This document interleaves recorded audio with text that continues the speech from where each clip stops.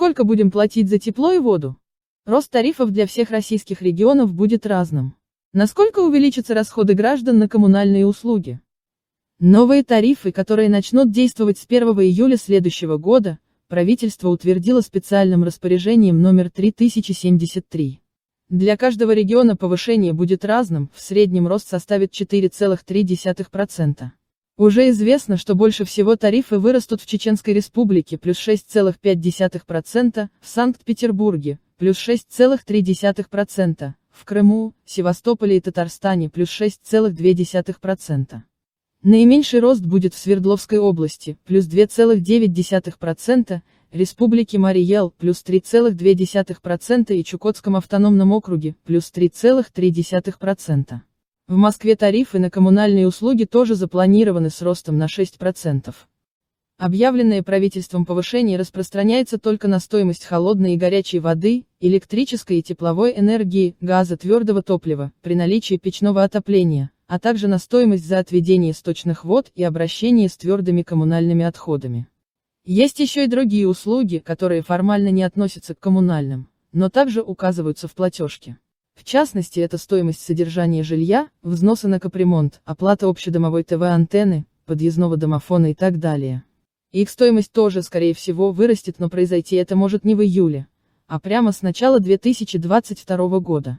Поэтому в начале нового года квартплата повысится у всех граждан. Но почему так происходит?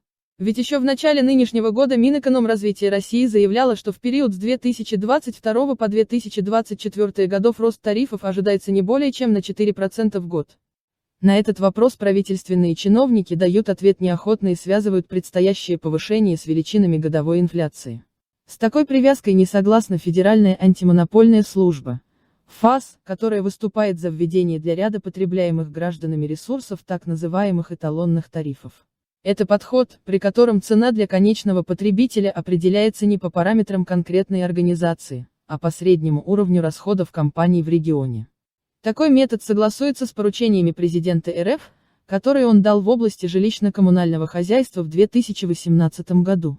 Однако пока правительство не торопится поддерживать инициативу ФАС, а вместо этого предлагает усилить адресную поддержку отдельных категорий граждан, для которых в силу их низкого уровня доходов рост тарифов является существенной проблемой.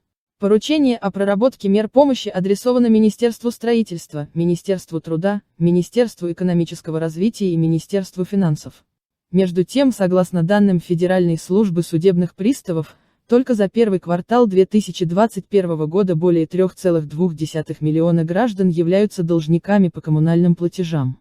Это на 20% больше, чем в прошлом году, когда в неплательщиках за жилищно-коммунальные услуги, ЖКУ, числилось 2,6 миллиона россиян.